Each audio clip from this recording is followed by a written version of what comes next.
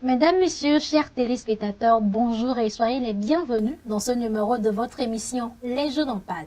L'émission qui discute sans tabou de toutes les thématiques qui sont nécessaires pour vous, pour votre épanouissement, pour votre développement et voire même pour l'éducation de qualité que nous souhaitons que vous offrez à vos enfants.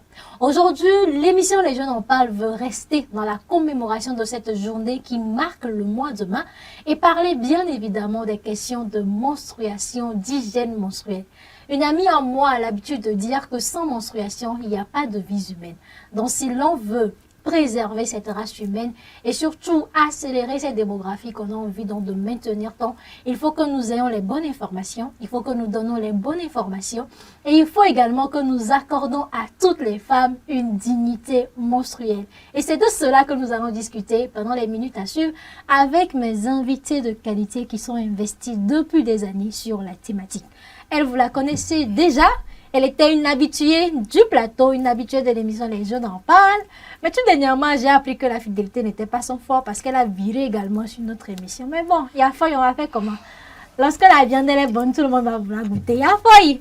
Bonjour docteur. Bonjour docteur. Comment ça va? Ça va très bien. Ça nous a fait mal. Hein, parce que si vous appartenez aux jeunes là, les jeunes n'aiment pas qu'on les partage. Mais bon, on va faire comment? C'est pas grave. Non, du tout. Je reste demain votre maman. Personne ne va me choper. On a compris ça. Non. Bientôt maintenant, on va venir dire que non, je n'ai plus votre temps. Mais c'est pas grave. Adieu. C'est l'effet qui peut traduire ce que je ressens actuellement. Ça ne va pas arriver. On espère. En tout cas, c'est normal. Hein, c'est tout à fait normal que vous interveniez également sur d'autres fronts. Parce que lorsque nous parlons de besoins des jeunes, des fois, la solution ne vient pas forcément de chez nous. Il faut que nos parents aussi aient l'information. Si nos parents se sentent beaucoup plus à l'aise de discuter des questions de sexualité avec leurs enfants, les jeunes auront la solution à leurs questions. Donc, on comprend parfaitement. Alors, elle, c'est Dr Ingrid, vous la connaissez déjà. Merci beaucoup de répondre toujours à notre invitation. C'est moi qui vous remercie. Alors aujourd'hui également, elle n'est pas seule. Vous savez que lorsqu'on parle de l'émission, les jeunes en parlent. Et lorsqu'on parle également des questions de menstruation, on a un peu l'habitude que c'est une question de femmes. Parce que ce sont les femmes qui ont les menstruations. Mais il y a également des hommes qui s'intéressent à la question. Monsieur Paul, Monsieur Paul Benakou, il est infirmier diplômé d'État. Bonjour Paul. Bonjour madame. Comment ça va? Oui, je vais bien. Ça va super bien. Merci. Alors pourquoi vous vous intéressez aux questions de menstruation? D'abord, merci. Vous savez, les hommes sont d'abord des parents et ils sont encore quelque part époux. Donc, une fois qu'ils maîtrisent la question concernant la menstruation, je pense que les enfants, bien la progéniture, ne vont pas souffrir sur l'idée de menstruation. Ils vont détabouiser les choses, ils vont déconstruire les tabous et refaire les choses. En telle sorte que les vraies informations puissent être passées et que les filles puissent vivre ces moments en toute aisance. Merci. Et ça ne vous dérange pas, peut-être, bon, les réponses de vos collègues garçons, hein, lorsqu'on voit un homme comme ça qui s'intéresse aux questions de menstruation, etc. et tout? Et vous savez, c'est une question d'engagement. Après tout, c'est une question d'engagement. Quoi que les collègues vont dire, et le sujet, il faut qu'on en parle, en fait. Parce qu'il y a beaucoup de tabous qui entourent ce sujet et ça entraîne beaucoup de conséquences chez nos sœurs. D'accord. Alors, docteur Ingrid, lorsque vous voyez peut-être également des hommes qui s'intéressent sur des questions de menstruation, qu'est-ce que cela vous évoque? De la joie, oui, parce que c'est un grand pas. Dans cette lutte, nous ne devons pas être seuls. Ce n'est qu'avec les hommes à côté que nous pouvons mener à bien ce combat. Parce que avoir cette génération de jeunes engagés assure que demain, les jeunes qui vont naître ne pourront que continuer le travail que leurs prédécesseurs avaient déjà établi, quoi. Je pense que si cela avait été fait comme ça, il y a de cela 100 ans, qu'il y avait des hommes sur le front, il y a certaines questions qui ne seraient peut-être pas restées aux oubliettes et que nous sommes là aujourd'hui à militer encore et encore pour que cela devienne une réalité. Donc à ces hommes qui ont adopté une masculinité positive, je dis chapeau et je dis surtout continuez. Vous faites un travail de titan et c'est une cause noble qui nécessite que tout le monde mette la main à la pâte. D'accord. Alors, depuis fort longtemps, on célèbre en mai, forcément. Lorsqu'on parle de mars, on est là à crier Journée internationale des droits de la femme. Lorsqu'on parle de janvier, c'est beaucoup plus des fêtes de nouvel an. Lorsqu'on rentre en février, c'est le mois de l'amour, etc. Et tout, avril, c'est Pâques. Lorsqu'on tombe dans le mois de mai, on a également cette journée-là forte qui mobilise assez de personnes. Qu'est-ce que cela vous évoque, la célébration de cette journée? Est-ce que vous pensez que c'est également une date auquel il faut peut-être s'asseoir, réfléchir et proposer des solutions? Oui, c'est une date à laquelle nous devons nous asseoir, réfléchir et trouver des solutions. Pourquoi? Parce que jusqu'aujourd'hui, nous sommes en 2025, les menstruations demeurent encore tabou. En parler en société est toujours tabou. Si vous trouvez dans la rue, par exemple, une jeune fille qui s'est tachée, qui a peut-être mis du blanc et qui a une tache de sang sur sa robe, très peu de personnes pourront l'appeler pour lui dire, voilà, ma soeur, tu es tachée. Ainsi, les gens vont peut-être regarder, peut-être ils vont rire, peut-être ils vont se moquer, mais personne ne va feindre de l'appeler pour lui dire, ma soeur, voilà, c'est ça, c'est ça. Ça fait qu'il y a encore beaucoup de choses à faire. Et si on va au-delà de cela, il y a encore des jeunes filles en 2025 qui n'ont pas accès à des toilettes de qualité à l'école, qui n'ont pas accès à des protections de qualité. Donc oui, on doit s'asseoir, on doit faire un état des lieux et voir comment développer des stratégies afin que chaque jeune fille, chaque femme, peu importe où elle est située, puisse avoir des menstruations dans la dignité. C'est très important. Alors, lorsqu'on parle de menstruation, qu'est-ce que l'on doit comprendre, hein? D'accord, merci. Quand on parle de menstruation, d'abord, c'est un phénomène bien processus physiologique et naturel et qui est entouré de beaucoup de silence, de tabou. C'est aussi un signe d'un bon fonctionnement du corps féminin. Donc, une femme qui voit normalement ses règles, ça veut dire qu'elle peut tomber enceinte. C'est très bien. Alors, lorsqu'on veut peut-être essayer de comprendre, hein, parce que les gens se posent la question, ça vient d'où, ça part d'où, comment, de termes beaucoup plus simples pour les personnes. Quelle est la physiologie même de la menstruation? Alors moi, je dis ceci, la menstruation, comme M. Benakou l'a dit, ça veut dire qu'on peut devenir mère, ça veut dire qu'on devient femme. Vous voyez, le bon Dieu, dans son infinie sagesse, a doté chaque femme d'un appareil génital. Cet appareil génital comprend un utérus, 2 trompes et 2 ovaires. Nous sommes dans le ventre de notre maman, nous avons un stock d'œufs au niveau de nos ovaires. Vous voyez, ce sont les ovaires qui stockent l'œuf.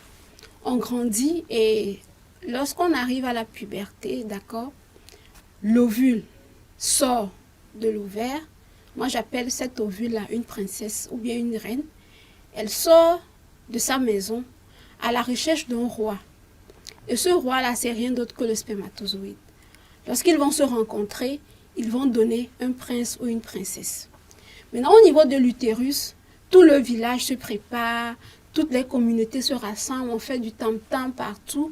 Là, c'est l'endomètre qui se prépare, qui se gorge de protéines, de sang et de tout pour attraper ce petit prince-là qui arrive. Et la communauté va donc l'accueillir avec joie, avec bonheur. Mais une fois que cette princesse ou bien cette reine n'a pas retrouvé son roi, alors la communauté est triste. C'est un peu comme une femme qui est tombée enceinte, qui malheureusement retourne de l'hôpital sans un bébé. Qu'est-ce qui se passe? Elle pleure. Donc cet endomètre-là qui n'a pas pu attraper ce prince-là qui serait formé de la rencontre entre la reine, l'ovule, et le prince, le spermatozoïde, pleure. Et donc se desquame. C'est dans cette desquamation-là, ces larmes-là, qui donnent le flux menstruel. C'est ça qu'on appelle les règles. Donc c'est parce qu'il n'y a pas eu de fécondation, de rencontre entre une reine et un roi pour devenir une princesse, que tout le village qui était content, c'est-à-dire l'utérus, l'endomètre, avec l'endomètre qui s'est gorgé, tout le monde pleure et les règles viennent. Donc vous êtes d'accord avec moi que ce n'est qu'un phénomène physiologique. Il n'y a pas de sorcellerie autour de la chose, il n'y a pas de saleté autour de la chose. L'endomètre s'est formé, il attendait son bébé, il n'est pas venu, il pleure et les règles viennent. C'est très très bien expliqué, hein? J'ai apprécié beaucoup. C'est ce qu'on appelle les experts en matière. Il faut parler pour que les personnes, même les plus jeunes, puissent comprendre. Alors, je pense que le docteur l'a dit lorsqu'il était en train d'expliquer. Très souvent, on a envie d'accorder une connotation sale aux menstruations. Quelles sont les raisons que les personnes ont pour peut-être entourer les menstruations de cette étiquette de saleté-là? Vous savez, nous sommes dans un monde où il y a plusieurs cultures. Donc, dans chaque culture, vous allez trouver que il y a les mythes qui entourent le phénomène de menstruation. Oui. Vous pouvez voir, certains disent que une femme en menstruation ne doit pas aller dans la cuisine, ou bien ne doit pas faire ci, ci, ci. Ce sont des mythes culturels. Et le sang qui provient de l'utérus, ce n'est rien d'autre qu'un mélange de tissu utérin, comme madame l'a dit. Ça n'a rien de danger, en fait. D'accord. Et est-ce qu'il y a d'autres explications également qui font que beaucoup de personnes, et même actuellement en 2025, il y a des personnes qui continuent à penser que c'est du sang sale? Ah, vous voyez, malheureusement, on a cette tendance à dire que tout ce qui n'est pas bien ou tout ce qui n'est pas bon pour l'organisme est rejeté. Et tout ce qu'on rejette, c'est de la saleté. Je prends les urines, je prends les matières fécales. Donc les gens essaient d'étendre cela jusqu'à arriver aux menstruations. Mais c'est parce que les gens n'ont pas compris le phénomène en soi. On peut assimiler cela à de la saleté, mais ce n'est pas de la saleté. Ce n'est que cet endomètre-là qui s'est dégradé et le sang est venu, quoi. Donc arrêtons de croire que ce sang-là, il est sale ou il y a quoi que ce soit. Non. Ce n'est que de la muqueuse utérine qui se désintègre, qui sort, et puis le phénomène va se refaire au fur et à mesure. Donc je pense que c'est le manque d'information qui pousse les gens à penser que c'est de la saleté. D'accord. Et il y a également l'autre question que les personnes se posent aussi. Comment une personne qui est normale va saigner pendant peut-être 5 jours? Il y a des femmes qui saignent pendant peut-être 7 jours et elle est toujours stable, elle marche, elle va qu'à ses occupations. Alors que tout le temps, peut-être quand tu saignes un tout petit peu, on va te dire que tu souffres d'anémie, etc. et tout. Là, ça relève vraiment de la physiologie de chaque femme et de le volume menstruel. Parce que normalement, on perd entre 2 ml et 8 ml de sang au cours des règles. On va se dire que ce n'est pas grand-chose. Mais une fois que cette femme-là peut-être un excès de progestérone. Bon, c'est quoi la progestérone? Dans le corps de la femme, nous avons ce que nous appelons des hormones qui font de la femme la femme. Donc, c'est le jeu entre la progestérone et l'oestrogène qui fait que, voilà, on a des règles, soit en grande quantité, soit en petite quantité. Maintenant, il y a également des pathologies. Par exemple, une femme qui a des fibromes, une femme qui a un kyste de l'ovaire, une femme qui a une anomalie au niveau de son cerveau. Parce que oui, le cycle menstruel est très simple. Moi, je l'explique ainsi. Au niveau de la tête, on a 2 papas qui sont assis là-bas. Un, c'est l'hypophyse, l'autre, c'est l'hypothalamus. Les 2 communiquent et envoient leurs soldats, qui sont FSH et LH, pour aller dire à la jeune fille que moi j'appelle les ovaires, bon madame, il est l'heure, il faut que tes follicules là grandissent. On grandit comme ça pendant la première phase du cycle. Quand ils grandissent, on dit ok, c'est bon.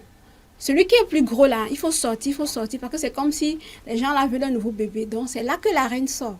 Et quand la reine sort et qu'il n'y a pas de fécondation, les règles viennent. Nous sommes d'accord. Donc ce qui fait que quoi?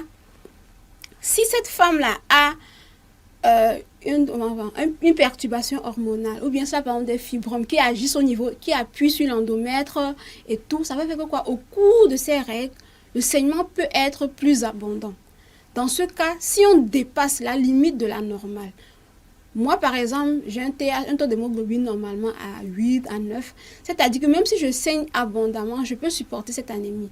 Mais une autre femme qui a un TH d'habitude à 12 et que peut-être elle a un fibrome qu'elle ne sait pas et qu'elle saigne abondamment, elle peut avoir des signes de décompensation, c'est-à-dire elle peut avoir des vertiges, elle peut ne pas supporter son anémie. Donc oui, on peut saigner, mais tant que c'est dans la normale, on n'aura pas de retentissement sur notre bien-être. Maintenant, si une femme remarque qu'elle change plus de 6, 7 couches par jour et que c'est toujours rempli et qu'elle a des vertiges ou bien qu'elle a mal à la tête, de grâce, il faut aller à l'hôpital. Parce que oui, on a des femmes qui ont des hyperménorrhées qui peuvent entraîner des pertes de connaissance, des céphalées. Et dans ce cas, il faut aller rechercher la cause. Il y a toujours une cause qui se cache derrière ces anomalies du cycle menstruel. D'accord. Je pense qu'il y a beaucoup de choses, beaucoup d'informations que les personnes ne comprennent pas. C'est ça qui fait qu'on est là à stigmatiser, à avoir des avis, des là et par là. Est-ce que peut-être tous ces mythes, comme vous les avez appelés, qui entourent la menstruation, ont un effet sur des femmes, sur les filles? Effectivement, tout à fait vrai. Ces mythes ont des effets sur d'abord leur santé de reproduction. Et ces mythes encouragent ce qu'on appelle la stigmatisation. Et ces mythes aussi peut engendrer que ces filles-là s'isolent. Ils s'isolent. Par exemple, si on dit qu'une femme qui est en menstruation ne doit pas préparer, c'est une sorte de stigmatisation qu'on impose sur les filles. Donc, tous ces mythes-là, notre rôle, c'est de tabouiser toutes ces choses pour qu'enfin, on puisse éclairer, que ce soit les parents, les filles, les garçons, tous. Est-ce que vous avez déjà eu des cas des jeunes filles qui sont venues se plaindre parce que voilà, à cause de ci, à cause de ça, elles ne supportent plus la menstruation? Et la plupart du temps, ce sont les moqueries. Ce sont les moqueries. Souvent les garçons, peut-être lorsque ils voient une fille tachée, ce sont les moqueries qui en suivent. Donc ça encourage les isolements. Ces filles se replient sur elles-mêmes, elles n'aiment pas parler. Et les parents aussi ne sont pas attentifs aux filles, toutes ces choses. C'est vrai quand même. Alors, de quoi est-ce qu'on a besoin aujourd'hui? On a envie même de parler des questions même de dignité menstruelle. Qu'est-ce que cela évoque chez vous lorsqu'on parle de la dignité menstruelle? Ok, pour moi la dignité menstruelle c'est, je vais dire, tout ce processus ou bien tout cet état des lieux où la menstruation est normalisée. Elle est normalisée, c'est-à-dire on peut en parler librement. Si je suis en menstruation et que je vais dans un restaurant, je peux avoir accès à des toilettes avec des protections disponibles et que je puisse me changer facilement. Si je suis dans un village où je n'ai pas de l'eau, que j'ai accès à des protections qui ne m'exposent pas à des maladies. Je m'explique. Actuellement, nous pensons tous vert, nous pensons tous protection de l'environnement. Et nous avons tendance à nous retourner vers les serviettes hygiéniques lavables. Mais vous imaginez une petite fille dans un village où elle ne trouve même pas de l'eau à boire. Est-ce que vous pensez réellement que ces serviettes hygiéniques lavables sont adaptées à cette personne? Pour ma part, je dirais non. À moins que lorsqu'on décide de desservir ce genre de serviettes-là, on s'engage à construire des forages pour qu'elles puissent trouver de l'eau pour laver. Sinon, on ne fait que les enfoncer. Et qui dit mauvaise hygiène au cours des menstruations, dit exposition à des infections qui peuvent avoir un retentissement demain. Lorsque je vais à l'école et que j'ai par exemple des douleurs au bas-ventre, ce que nous appelons communément des dysménorrhées au cours de mes règles, il faudrait que mon enseignant soit à même de comprendre cela et de me dire, ok, va à l'infirmerie, te reposer un tout petit peu, au lieu de crier sur moi pour me dire, non, c'est toujours toi qui joues à la faible, c'est toujours toi qui as mal, c'est toujours toi. Donc, pour moi, la dignité, c'est cet état de lieu où moi qui ai mes règles, j'en parle librement avec ma mère, avec mon père à la maison. Quand j'arrive à l'école et que j'ai mes règles, je ne me sens pas bien. Je sors même de dire à mon enseignant, monsieur, s'il vous plaît, j'ai eu mes règles, c'est pourquoi j'ai un peu mal. Donc, s'il vous plaît, au cours de cette journée, ne me faites pas, ne me demandez pas ceci, ne me demandez pas cela. Au boulot, que je sois même avoir un congé menstruel, c'est très important. Parce que, malheureusement, il y a des dames qui ont ce que nous appelons l'endométriose, et qui traversent des situations vraiment compliquées sans jamais être comprises. Parce que oui, nous en tant que gynécologues, nous en tant que personnel soignant, nous en tant qu'activistes, nous ne sortons pas la bonne information, ne donnons pas la bonne information, nous ne rédigeons pas de bons plaidoyers pour essayer de mettre ces femmes-là dans de bonnes conditions. Parce que les douleurs de l'endométriose sont des douleurs insoutenables. Je n'ai pas de l'endométriose, donc je ne saurais décrire ces douleurs-là. Mais si vous écoutez ces femmes-là vous décrire, vous allez donc comprendre que, qu'est-ce qui va coûter à un employé d'octroyer 5 jours de repos à une femme qui souffre que de venir au boulot et se plier en 4 juste parce qu'elle a peur de perdre son boulot. Donc pour moi, la dignité menstruelle, c'est d'arriver à ce cap-là où on parle librement, où on est compris à l'école et au boulot, et où même si je suis tachée dans la rue, quand je marche, on m'appelle pour me dire, ma soeur, tu t'es tachée, est-ce que tu ne peux pas? Et que même si je marche comme ça, que ça ne dérange personne au fait. Parce que je ne vois pas en quoi ça devrait déranger, quoi. Tu m'appelles pour me dire, voilà, je suis tachée. Si je n'ai rien, tu te dis, ok, une fois chez moi, je vais me changer. Mais pas qu'on va te dire, oh, tu es en noir bien cœur, non, voilà. Pour moi, c'est arriver à cet état de lieu. La dernière fois, j'ai discuté avec une activiste. J'ai été très contente de l'entendre dire qu'elle était allée à une conférence et elle s'est tachée. Les gens lui ont dit, bah, elle a fait comme si de rien n'était, elle a continué ses activités et après elle est rentrée chez elle, quoi. Du genre, bah, ok, je suis tachée et puis quoi. Voilà, quoi. Et même c'est le terme tâche tache-là qui me dérange un peu. Parce que si on assimile ça à de la tache, on sait quand on parle de tache, c'est de la saleté. Voilà. On ne peut pas demander aux gens d'accepter cela. C'est un peu complexe. Et la question qu'on se pose aussi, c'est pourquoi c'est difficile pour les personnes de comprendre cela? Parce que je pense qu'on célèbre cette journée-là depuis bien fort longtemps et qu'on devait normalement voir des améliorations. Mais on a un peu l'impression que des gens ne veulent toujours pas comprendre. Il y a des parents qui peinent aussi à engager des questions liées à la menstruation. Lorsque tu as tes menstruations, la seule chose qu'on te dit, c'est que maintenant, si tu touches ce garçon-là, tu tombes enceinte. C'est la phrase fétiche que toutes les femmes ont déjà eu à entendre. Qu'est-ce qui constitue le blocage et le frein? Vous savez, l'éducation, ou bien la pédagogie, c'est l'art de l'éducation. Et ce n'est pas toujours facile, bien aisé, et le changement de comportement.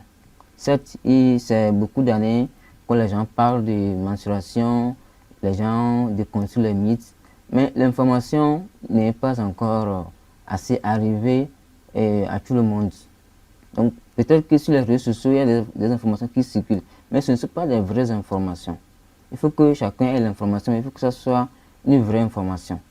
Donc, la lutte qui reste, c'est la sensibilisation pour qu'on déconstruise les mythes, pour que ce qui est déjà ancré dans la culture, on puisse les déconstruire et enfin tout le monde puisse être au même niveau d'information.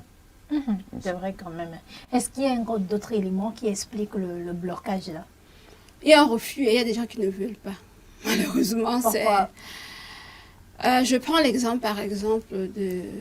Bon, mes frères musulmans, ne me tapez pas, s'il vous plaît. Parce que voilà, en tant que gynécologue, j'ai beaucoup de patientes musulmanes qui me disent, voilà, docteur, tu sais, quand j'ai les règles, je ne peux pas faire ceci, je ne peux pas faire cela. Et je dis, bon, quand des fois tu suis avec moi et que je t'explique, quand tu rentres, qu'est-ce que tu dis à Allah? Je dis ça à Allah, mais Allah dit non, de laisser ce que les Blancs disent là. Eux là, ce que leurs parents ont fait depuis là. C'est ça, ils sont là aujourd'hui. Pourquoi aujourd'hui ton docteur là veut que les choses changent? Ce monsieur, ce serait difficile de l'amener à comprendre que voilà, au fait c'est ça, au fait c'est ça. Donc il y a des personnes qui sont braquées, qui ont grandi dans ça et qui pensent que c'est ça qui est l'idéal. Dans ce cas, ce n'est pas à moi, la petite activiste, de faire changer d'avis, mais c'est plutôt amener un leader communautaire musulman à comprendre cela et faire de lui un ambassadeur de l'hygiène menstruelle en griffe, si on veut parler comme ça.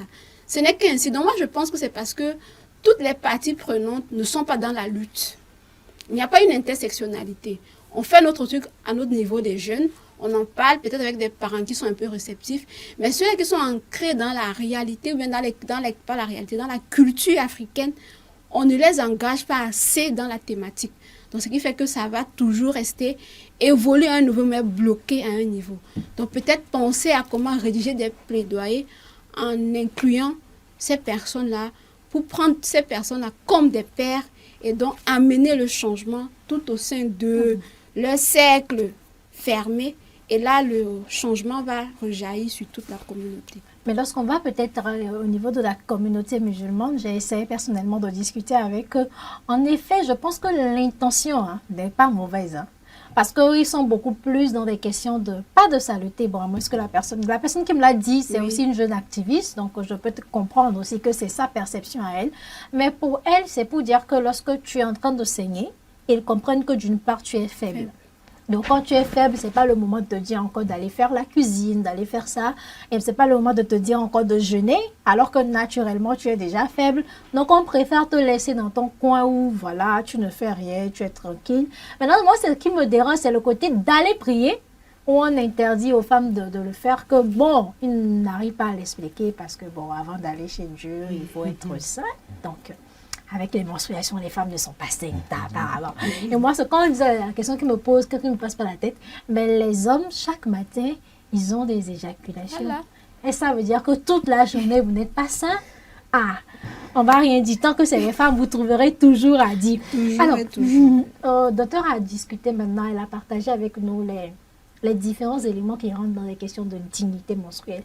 Est-ce que vous pensez qu'aujourd'hui, au Togo, lorsqu'on vous demande d'évaluer sur une échelle peut-être de 0 à 10, avec 0 qui est la note la plus faible, bien évidemment, est-ce que, lorsqu'on prend toutes les femmes, sans distinction aucune, à quel niveau on a mis, quel est le degré de dignité menstruelle au Togo?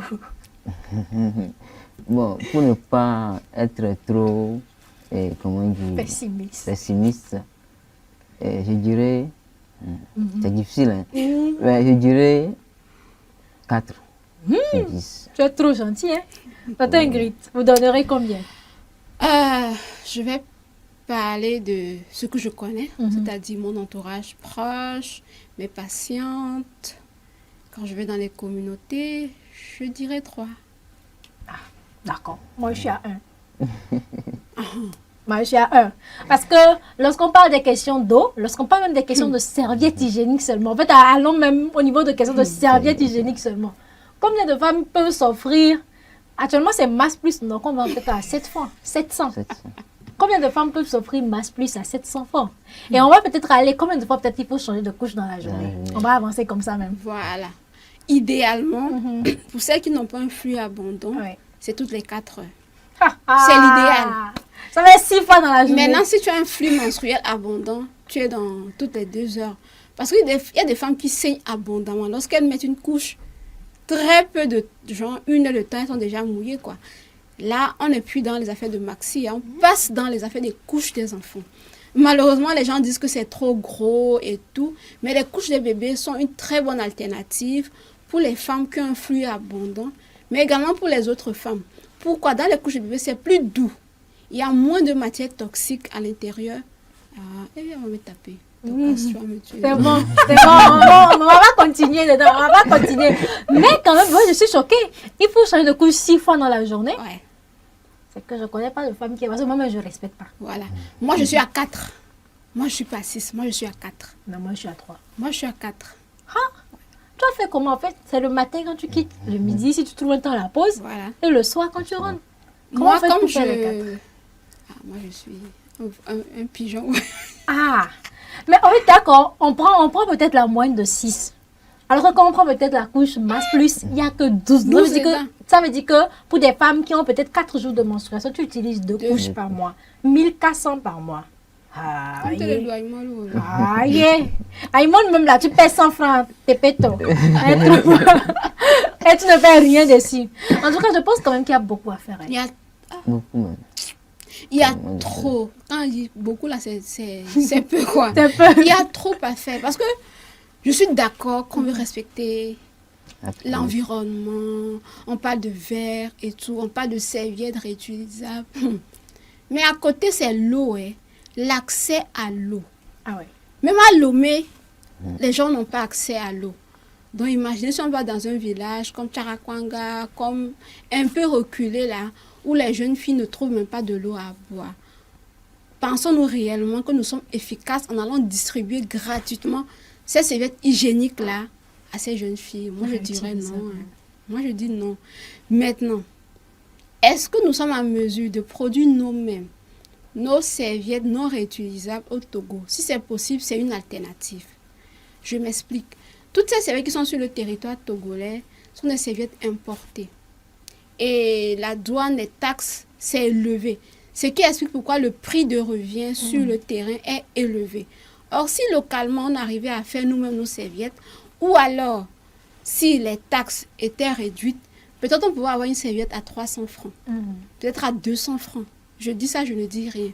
Maintenant, si on se positionne comme institution faisant des serviettes réutilisables et essayer d'intégrer dans nos projets la construction de forages dans tous les centres où nous allons distribuer gratuitement ces serviettes. Parce qu'il ne suffit pas de donner, il faut être sûr qu'elles aient la bonne notice pour l'utilisation. Sinon, on sera en train de ne pas avancer, je vais dire ça comme ça. On stagne. Oui. Elle ne va pas utiliser, mais elle va mal l'utiliser. Maintenant, il y a la coupe menstruelle qui est une meilleure alternative, mais qui coûte cher, parce que toujours importée.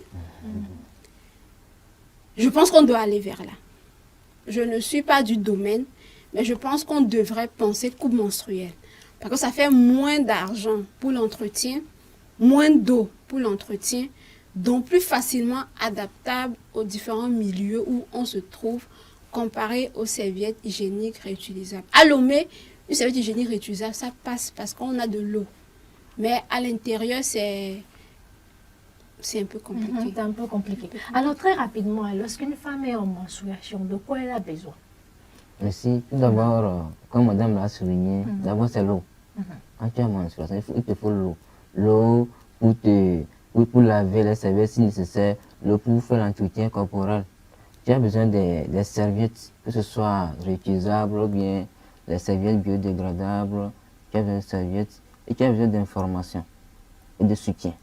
Le soutien de l'entourage, le soutien des parents. Parce que il y a un souci émotionnel qui accompagne le phénomène de menstruation. Quand tu n'es pas à côté, quelqu'un qui te soutient, ça va aller, tout ça là. Mais ça, c'est un terme que les femmes n'aiment pas. Hein. Souvent, quand ils sont un peu aigris, on va dire que non, il faut la laisser aller en menstruation. Aïe, maman. C'est ça. Donc, il faut l'eau et l'eau propre. Il faut que l'eau soit propre. Il faut les serviettes, que ce soit réutilisables ou bien non réutilisables. Il faut les informations, les vraies informations. Il faut les soutiens. C'est très important. Et au même moment, on se pose également la question, et quels sont les défis qui sont liés à la gestion de la menstruation dans la région des Savanes, par exemple? Une région qui est touchée depuis 2021, hein, pas des questions de crise sécuritaire, pas des questions de déplacement. Est-ce que ces dames-là, est-ce qu'on a une idée de comment elles vivent leur hygiène menstruelle? Vous savez, ce n'est pas du tout aisé de vivre dans des camps de réfugiés ou bien dans des zones de conflit. Ce n'est pas du tout aisé. Et ces femmes qui vivent dans ce milieu font face à beaucoup de manques, que ce soit l'eau, que ce soit les serviettes, que ce soit les informations, même l'insécurité. L'insécurité même, ils sont face chaque jour à l'insécurité et cela agit sur leur état de santé. Quand il n'y a pas une vraie hygiène, il y aura des infections gynéco qui vont suivre et toute la ligne. Si la jeune fille qui a mal géré son menstrues, ces infections surviennent et le bébé peut-être qu'il y aura après va développer des infections néonatales. Donc il y a tous ces contours-là qu'on doit voir. D'accord. Alors, est-ce que, lorsqu'on parle peut-être de la gestion de l'hygiène menstruelle, Paul est revenu là-dessus, il a parlé essentiellement des questions d'infection. Est-ce que tout se résume là en termes de conséquences d'une mauvaise gestion de son hygiène menstruelle? Je dirais non. Pourquoi? Parce que quand je sais que mes menstruations approchent, je n'ai pas de protection. Je sais que je n'ai pas de l'eau. Ma santé mentale prend un coup. Donc, au-delà des infections, il y a la santé mentale. Il y a aussi l'environnement. Parce que je suis dans un camp de réfugiés, je n'ai pas de protection, je n'ai pas de l'eau. Tout ce que je vais trouver sous la main, je vais me protéger avec. Après, je vais jeter ça où? Dans la nature, n'importe où. Donc, ça fera que quoi? L'environnement peut devenir insalubre pour nous-mêmes. Donc, tout tourne vraiment autour de la santé physique, la santé mentale, et puis tout ce qui est infection, tout ce qui est maladie. Bon, tout ce qui est maladie, comment ils appellent ces maladies-là? Dorcas, aide-moi. C'est par rapport à quoi? Les maladies de la saleté, là, comment on appelle ça? Maladie des mains sales. Voilà, c'est ça. Tout ce qui attrape maladie des mains sales, quoi. Donc, au-delà de ça, c'est ça. Maintenant, est-ce que nous sommes vraiment formés à la destruction de nos protections? Là, je parle des serviettes non réutilisables. Je dirais non. Donc, il y a aussi un gros lot à ce niveau-là. Où jeter sa serviette, pour ceux qui ne jettent pas, ou faire brûler cela, ou enterrer cela. Il y a également tout autour de ça quelque chose qu'on doit apporter aux jeunes filles ou alors à nos mamans. Je vais essayer de rebondir sur un truc que M. Paul a dit. Vous voyez, le cycle menstruel, lorsqu'on dit que sale, lorsqu'on dit que quoi, c'est parce que nous-mêmes en tant que femmes, on n'a pas encore compris la force qui est cachée derrière un cycle menstruel. Je vous assure. Une fois que chaque femme aura compris cela, si elle entend quelqu'un me dire que c'est sale, tant mieux pour la personne, quoi. Parce que vous voyez, le cycle menstruel, c'est comme les 4 périodes de l'année. Là, c'est chez les Blancs. Chez nous, ici, on a saison sèche, saison pluvieuse. Même si actuellement, tout est mélangé. Tout est mélangé, voilà. Et puis, à chaque période, on a des hormones qui sont là et qui nous donnent la force d'avancer ou bien de nous reposer. Donc, c'est normal qu'au cours des menstruations, on puisse être un peu fatigué ou un peu irritable. C'est normal qu'à l'approche des menstruations, on soit un peu irritable. Et c'est normal qu'autour de l'ovulation, on soit très, très, très énergique. qu'on soit plus féminine. Tout ça, ce sont les règles. Et ce sont les hormones. Donc, une fois qu'une femme comprend ça, moi, c'est ce que j'ai compris, même en tant que gynéco, je n'ai compris qu'il y a de cela 2 ans. Vous voyez que le manque d'information. Tu as fait 8 ans d'études de médecine, tu n'as jamais appris ça nulle part. Et c'est parce que tu fais gynéco que tu es entré dans l'activisme, que tu te documentes, que tu apprends des trucs. Depuis que moi je l'ai découvert, j'essaye d'adapter cela avec tout ce qui est emploi de temps, tout ce qui est projet extra-boulot, quoi. Ça me permet vraiment, quand je suis en période péri-ovulatoire, c'est là-bas que je carbure vraiment. Parce que je suis, voilà, les hormones qui m'aident à être équilibrée sont là, quoi. Mais en période menstruelle, vous avez remarqué que je suis un peu plus calme, je ne me dérange pas trop et tout. J'essaie de respecter mon corps. Donc, chères femmes, apprenons à nous connaître. C'est très, très, très important. Et laissez ces messieurs-là qui pensent que c'est parce que nous avons les règles. D'ailleurs, même si nos mamans n'avaient pas eu nos règles, leurs règles, est-ce qu'on serait là aujourd'hui? Je dirais non, parce que tout vient de là, au fait. Même ils ne seront pas là. Hein. C'est ça. On ne serait pas là, il n'y aurait même pas d'humanité. C'est pourquoi je dis encore chapeau à votre amie. Au début, vous disiez qu'elle disait que sans menstruation... Sans menstruation, il n'y aura pas de vie humaine. Voilà. Donc, ceux qui pensent que c'est sale, ça veut dire qu'eux-mêmes, là, ils sont sales. En tout cas, est-ce qu'il y a des... Bon, quelle est peut-être la contribution des hommes et des garçons lorsque nous parlons des questions de dignité menstruelle? Vous savez, et la place des hommes dans le fait de menstruation n'est pas négligée. Je l'ai souligné au début, les hommes, tout d'abord, ils sont des époux, ils sont aussi parents. Donc, et si, imagine un couple qui discute, entre un couple qui discute de menstruation, les enfants, sûrement aussi, ils auront des vraies informations. Maintenant, dans certains, l'autre fois, il y a un homme qui a fait un témoignage. Il dit que depuis qu'elle a épousé sa femme, il n'est jamais su quand elle est dans ses menstrues.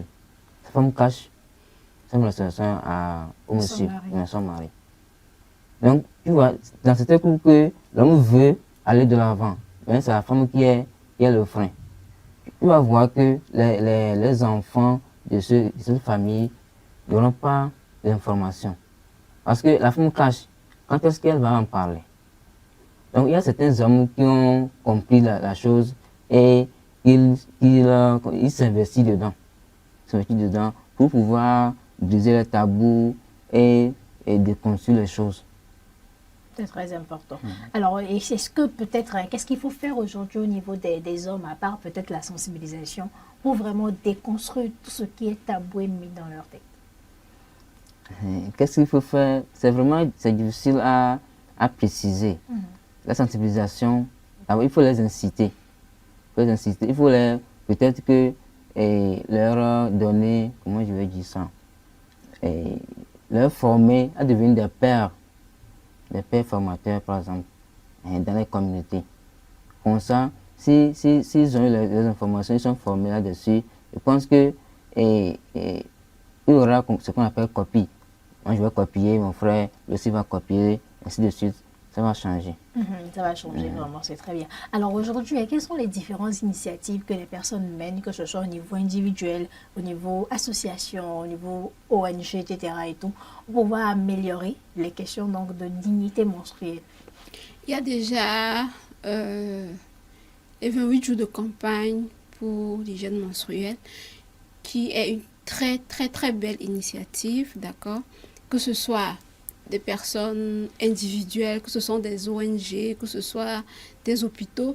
Chacun essaye d'aller sur le front, aussi bien sur les réseaux sociaux, aussi bien sur le terrain, que ce soit à travers des campagnes de sensibilisation, que ce soit à travers des campagnes digitales, que ce soit à travers des webinaires.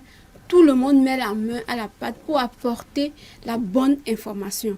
Et ce n'est qu'avec ces mouvements de part et d'autre que les choses pourront avancer et ne nous limitons pas à Lomé. Je salue déjà l'initiative de cette année, 28 jours d'hygiène menstruelle, dont je suis la marraine. Et on ne se limite pas seulement à Lomé ou bien à Tchévier, on va jusqu'à Dapaon avec plusieurs poules. D'accord? Donc c'est plus Tchévier, on va à Tchévier, Dapaon, ainsi de suite, afin d'apporter la bonne information à ces jeunes-là qui sont dans des villes plus ou moins reculé. Parce que si on se concentre seulement sur Lomé, et qu'à Lomé, chaque fille a 2 serviettes, 2 paquets de serviettes hygiéniques ou bien une serviette réutilisable, elle a de l'eau et tout, ça ne suffit pas. Le Togo, ce n'est pas seulement Lomé. Tant bien vrai que nous sommes plus ou moins plus concentrés à Lomé, il y a encore de nos petits frères, de nos petites sœurs qui sont à l'intérieur du pays et qui ont besoin de la bonne information.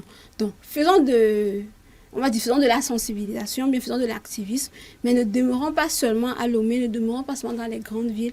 Allons dans les coins un peu plus reculés, parce que moi, je pense que c'est là-bas que le besoin y est. Parce que si c'est à Lomé, la plupart des jeunes ont un smartphone. Lorsqu'ils ouvrent, ils vont sur TikTok, ils vont voir des informations. Maintenant, attention à TikTok, parce que ce n'est pas toutes les informations qui sont vraies sur TikTok. Mais lorsqu'ils vont seulement sur ATBF, lorsque vous allez sur ATBF, la plateforme de l'ATBF, il y a tellement de vidéos éducatives. Lorsque vous allez sur notre plateforme, sur Facebook, sur les réseaux sociaux, on partage des informations éducatives. Donc, à Lomé, à Sokodé, à Kara, là je parle des capitales des différentes régions, il y a l'information. Maintenant, nos jeunes qui sont à l'intérieur, allons là-bas, déblayer le terrain et apportons-leur la bonne information, quoi. Et oui, je suis d'accord que le papa, il est le mari, il est le papa. Mais malheureusement, on est encore dans un niveau où la femme dépend encore un tant soit peu de son mari, quoi. Donc, lorsque la jeune fille aura ses règles, souvent c'est vers papa, on va aller tendre la main. Donc, si papa ne sait même pas c'est quoi les règles, il aura du mal à te donner l'argent pour que tu ailles acheter ta couche. Donc, il faut aussi qu'on arrive à se caler ça. Parce que moi, par exemple, j'ai eu mes règles. On ne m'a jamais dit c'était quoi mes règles. Et j'ai vécu ça un peu mal, mais bon, à un moment donné, j'ai compris ma mère. Donc, en tant que maman ou en tant que papa, apportons l'information à nos enfants, quoi. C'est très, très, très important. J'aime beaucoup dire ça. Ne laissons pas le dehors éduquer nos enfants, s'il vous plaît. C'est vrai, hein, parce que quand plus tu parles, et puis je me rappelle que le jour où j'ai eu mes premières menstruations, c'est parti demander l'argent au papa. Et puis il me dit qu'il va demander à ta maman. Je dis, mais maman n'est pas à la maison. Il dit, ah ok, d'accord. En fait, c'était tellement spontané, va demander à ta maman, qu'il ne s'est même pas rendu compte que ta maman n'est pas à la maison. Et puis on ne m'a jamais demandé, est-ce que tu es allé au marché, tu as payé la serviette? Rien du tout. Rien du tout. Rien du tout. J'ai géré toute seule. Et je me rappelle que du retour, parce que maman avait voyagé, lorsqu'elle était rentrée, je me demandais comment je vais aller lui dire ça. C'était tellement... Et là, j'ai même une amie qui me dit qu'elle a eu ses menstruations de ses 9 ans jusqu'à 18 ans. Ses parents n'étaient pas au courant. Wow. Ses parents n'étaient pas au courant.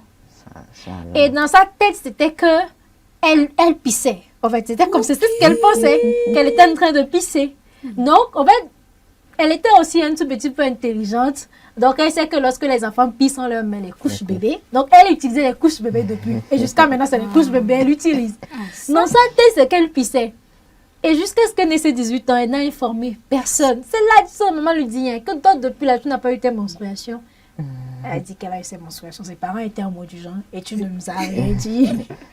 Mais on va vous dire quoi? Vous n'avez pas appris ça, je vais vous dire quoi? On va vous dire quoi? C'est la peur. Hein? Genre, même tu as peur, est-ce que j'ai fait quelque chose? Est-ce que j'ai fait... Oh, c'est un peu compliqué. Hein? C'est un peu compliqué. Alors, lorsque vous discutez avec les enfants, lorsque vous discutez avec les jeunes femmes, parce qu'actuellement, même vous êtes en campagne, quels sont souvent les retours? Est-ce qu'ils sont beaucoup plus à l'aise, elles-mêmes, parce que c'est beaucoup plus les femmes, est-ce qu'elles sont beaucoup plus à l'aise à discuter des questions de menstruation? Je dirais ce n'est pas aisé. Ce n'est pas aisé. Et ça, même au niveau des femmes? Oui, même au niveau des femmes. Et ça dépend de l'éducation que la personne a reçue à la maison. Certains ont plus d'aisance à parler de menstruation, mais d'autres, non. D'autres même, on les interdit à la maison de parler de menstruation quand ils sont dehors. Donc c'est difficile de voir que les efforts que les gens font pour que ce sujet puisse être un sujet de chaque jour, puisse être, comment dire, et puisse être entouré de tabous et de mythes. Il y a cette éducation que les gens reçoivent à la maison qui interdit d'en parler. Donc ça fait que c'est comment dire, nous sommes à l'antipode. C'est comme plus et moins. Vous voyez, c'est comme plus et moins. Il y a deux groupes différents. Et ça fait écran au message qu'on véhicule. Donc c'est comme si on veut de l'eau dans le dos de canard. Dans l'eau de canard, ça se verse. Alors qu'est-ce qu'on doit faire aujourd'hui, beaucoup plus au niveau politique? Quelles sont peut-être les décisions politiques, publiques qui doivent être prises pour vraiment améliorer cette dignité menstruelle dont nous parlons? Vous savez, je dirais que ça serait bien d'introduire dans le cours, par exemple, d'éducation menstruelle. Et peut-être que dédier un chapitre, ce n'est pas qu'on va juste passer là-dessus. Dédier un chapitre pour ça. Dans les écoles, même dans les ateliers de formation, que les tatas et les tantis, les patrons d'ateliers aient l'information et qu'ils partagent, que ce soit des sujets de discussion, des sujets de formation. Et aussi, on peut introduire la distribution des serviettes hygiéniques gratuites, peut-être, ou bien à coût réduit dans les écoles, dans les lieux de formation, pour que les filles puissent avoir accès à ces produits. Ou peut-être que l'État même peut aller jusqu'à réduire les taxes. Madame disait ça tout dernièrement. C'est les taxes douanières qui font que ces serviettes-là ont un coût élevé sur le terrain. Ouais. Donc si l'État arrive à diminuer, bien réduire ces taxes, je pense que ça peut aller. Et aussi, on doit plaider beaucoup pour que les politiques puissent avoir un œil sur la question de menstruation. Parce que tu vas voir dans les grands débats, c'est un sujet presque inexistant. C'est un sujet presque inexistant. C'est vrai, hein, parce que lorsqu'on parle maintenant, je me dis, lorsqu'on parle peut-être des questions de climat, on a la COP qui se réunit chaque année, lorsqu'on parle peut-être des droits des femmes, tout le temps, ne pas oublier également que les questions de menstruation, c'est également des questions de droits des femmes. Hein.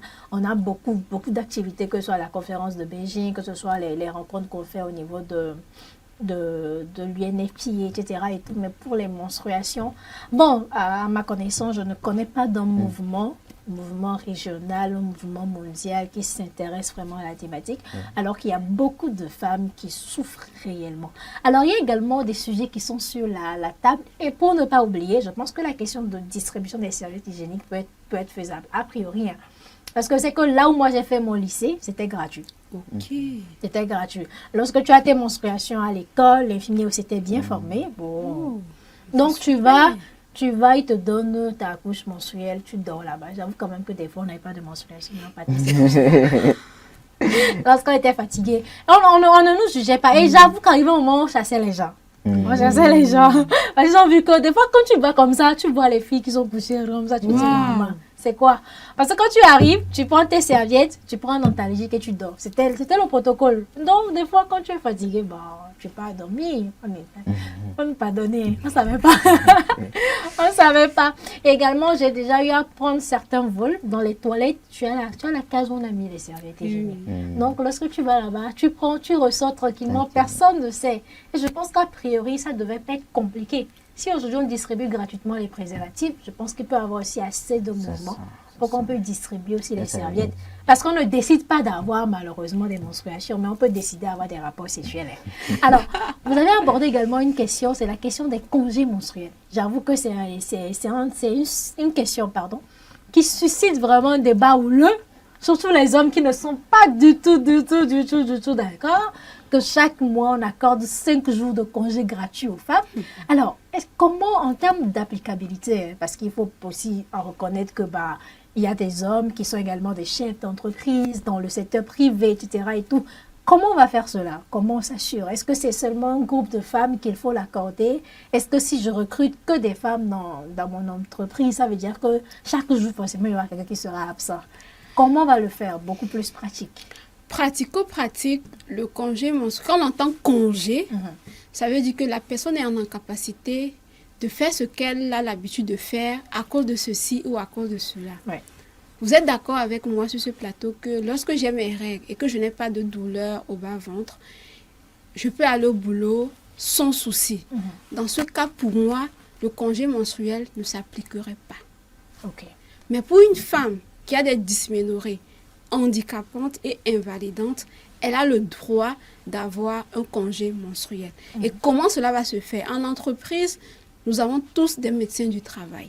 Okay. Lorsque je recrute une femme, normalement, lorsqu'on fait des recrutements de nouveaux employés, il y a toujours un bilan initial qui est fait. Lorsqu'on fait le bilan initial, c'est entre le médecin et l'employé. Ce n'est pas entre le médecin et toute l'entreprise. C'est le médecin et l'employé. Donc, je discute avec mon médecin, je dois lui dire tout ce que j'ai comme antécédent et tout. Et En tant que femme, je dois lui dire que j'ai été diagnostiquée d'une endométriose ou bien j'ai des règles douloureuses depuis ça, et j'ai été suivie par tant. Lorsqu'un médecin appelle un gynécologue pour lui dire, au fait, j'ai tel employé dans l'entreprise qui me dit ceci, qui me dit cela, le médecin a le devoir de répondre que effectivement je la suis dans ce cadre-là. Point final. Je ne suis pas là pour détailler que non, je la suis dans ce cadre-là. Ok. Pour une patiente, pour une employée comme ça, moi je dis, c'est pas la peine de demander à quelqu'un de venir, elle va se tordre de douleur, tu vas dire rentre à la maison. Le lendemain, elle va revenir, tu vas dire qui paie? Peut-être parce qu'elle est venue, tu l'as vu le matin, mais qu'est-ce qu'elle t'a apporté en étant là et en se tordant de douleur? Donc, tout dépendra de comment se fait l'entretien au moment de l'embauche, quels sont les antécédents de cette patiente et quelle est la décision que vous prenez. Si je suis un chef d'entreprise, j'ai des femmes, j'ai 10 femmes, et que 3 ans de l'endométriose, je ne pense pas que ce serait ces 4 jours, bien ces 5 jours de congé qui vont mettre mon entreprise à terre, voilà. Et actuellement, il y a le télétravail. C'est parce qu'elles ont très mal qu'elles ne peuvent pas venir. Mais étant à la maison, il y a des tâches qu'elles peuvent faire étant à domicile. Parce qu'à domicile, il y a des conditions qu'on peut aménager pour se sentir à l'aise. Par exemple, je mets un tapis par terre, je m'allonge, je mets de la bouilloire. Tellement de choses que je peux faire à la maison qu'au boulot, je ne peux pas faire. Donc, étant à la maison, si je fais, c'est que je suis un peu détendue. Si on m'a assigné une tâche, je fais ça en télétravail et j'envoie ça à mes collègues. Maintenant, 5 jours de repos. Et quand je reviens, je reprends mes activités. Comme moi, je dis, c'est faire un état des lieux. Parce que malheureusement, si on dit que toutes les femmes auront des congés mensuels, attention, ça va devenir du n'importe quoi. Et si on dit, non, ça doit être quelque chose d'avéré par un médecin gynécologue qui transfère le dossier ou bien le compte rendu au médecin du travail de l'entreprise. Et là, un peu plus facilement, tu as ton congé menstruel, tu te retapes bien et tu reviens reprendre tes activités comme si de rien n'était, quoi. Que de venir et les gens vont dire, oh, c'est toujours elle est. Oh, le mois passé, là, elle a fait ça. Ce mois encore, elle fait ça. Là, tu es même sujette à des stigmatisations, à de l'isolement inutile, quoi. Par contre, si dans ton contrat, c'est déjà bien défini, quand le moment vient, tu n'es pas là. Le chef me peut dire que tu es dans une mission. Dans tous les cas, ça ne regarde personne. Nous sommes tous des employés. Celui qui va aller comporter qu'elle n'est pas venue là, à la fin du mois, on a juste combien dans son salaire? 0 cocolico. Donc, voilà, en tout cas, merci beaucoup. Je pense que détail comme ça, c'est beaucoup plus clair. Ce n'est pas forcément aller vers les congés menstruels pour tout le monde, parce qu'il y a des personnes qui ont des menstruations et qui se portent très bien. Tu ne sauras absolument rien du tout. Au même moment, il y a des dames qui souffrent beaucoup. Alors, très rapidement, Paul, pour conclure l'émission, on a beaucoup discuté, c'était très intéressant. Qu'est-ce que vous pensez qu'on doit faire aujourd'hui, côté individuellement, pour pouvoir améliorer la santé menstruelle des femmes? D'abord, et au niveau individuel, c'est le changement de comportement. C'est le changement de comportement et en telle sorte que si tout le monde change de comportement ou bien adopte des bonnes manières, je pense que ça serait un champ et nous serons à l'unisson en fait. Nous serons à l'unisson. Donc d'abord, c'est le changement de comportement, la sensibilisation. Si j'ai les vraies ou les bonnes informations, il faut que je partage ça avec mes collègues de service ou bien mes camarades d'école. Donc, en telle sorte que l'information ne va pas rester sur place, ça va circuler. Je pense que ainsi faisant, on aura gain de cause. D'accord, merci beaucoup Paul, ce fut un plaisir de t'avoir sur ce plateau. Et docteur Ingrid, pour clôturer très rapidement.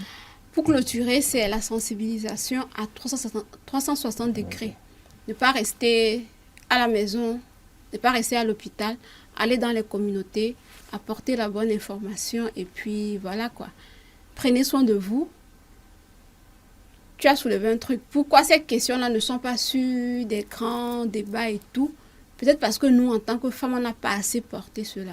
Peut-être c'est le temps de réfléchir à comment apporter cela de telle manière que lorsqu'on lance un appel à projet, on dit des jeunes travaillant dans le secteur de l'hygiène menstruelle, proposer des projets, ainsi de suite. Donc c'est ça quoi. Mouillons-nous. Mouillons-nous vraiment alors, chers téléspectateurs, téléspectatrices, vous l'aurez compris également. Il faut que nous aussi, les femmes, nous puissions amener ce sujet à la table de discussion pour que cela puisse rentrer dans les priorités nationales, régionales et voire même internationales. Parce que vous l'aurez compris, la menstruation, ce n'est pas de la saleté, ce n'est pas une tâche, c'est juste de la vie. Et c'est ce que le bon créateur a décidé de mettre en place pour pouvoir permettre à ce que la race humaine puisse exister au fil des années. Prenez soin de vous et surtout ayez une très bonne hygiène menstruelle. C'est très important pour votre santé, qu'elle soit physique, émotionnelle ou voire même mentale. Et s'il le faut, criez ce que vos corps ressentent. C'est le plus important. On se retrouve la semaine prochaine pour un autre numéro. D'ici là, portez-vous bien, car votre santé et votre bien-être constituent notre priorité.